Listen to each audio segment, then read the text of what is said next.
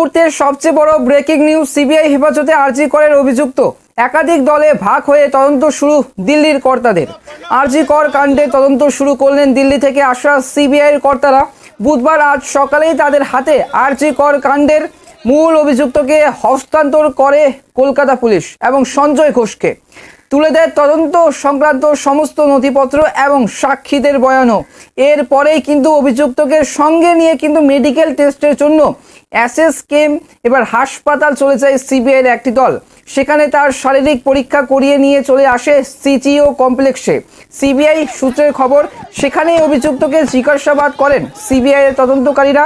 এর পাশাপাশি আরজি কর মেডিকেল কলেজ এবং হাসপাতালে গিয়েও তদন্ত করবে কিন্তু সিবিআইয়ের একাধিক দল। বুধবার সকালেই দিল্লি থেকে আজ সিবিআইয়ের একটি দল এসে পৌঁছায় কলকাতায়।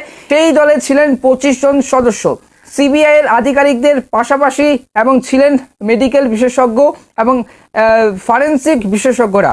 সিবিআই সূত্রে খবর, এই বিশেষজ্ঞদের নিয়ে সিবিআইয়ের যে একটি দল পৌঁছবে আরজি কর হাসপাতালে, সেখানে গিয়ে কিন্তু ঘটনাস্থল পরিদর্শন করবে তারা। আরজি কর হাসপাতালে 4 তলার যে সেমিনার হলে মহিলা চিকিৎসকের ধর্ষণ করে খুনের অভিযোগ উঠেছে, সেইখানে গিয়ে নমুনা সংগ্রহের কাজও করবেন বিশেষজ্ঞরা। তদন্তকারীরা কথা বলবেন আরজি করের ছাত্রছাত্রী এবং সেখানকার কর্মীদের সঙ্গেও।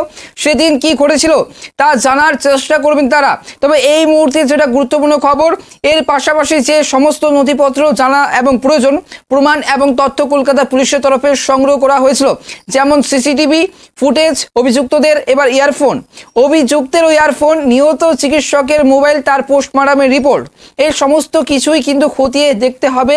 আরজি কর কাণ্ডের মূল অভিযুক্ত তথা গ্রেপ্তার হওয়া এবং সিভিক ভলেন্টিয়ারকে এবার আদালতে তোলা এবং তাকে জিজ্ঞাসাবাদের কিন্তু দায়িত্ব রয়েছে আরও একটি দল। সিবিআই সূত্রের খবর, তারা বুধবারই কিন্তু জেরা পর্ব শুরু করবে। প্রথমেই ঘটনার সময়ে অভিযুক্ত এবং নিহতদের যে মোবাইলের অবস্থান পরীক্ষা করবেন তারা।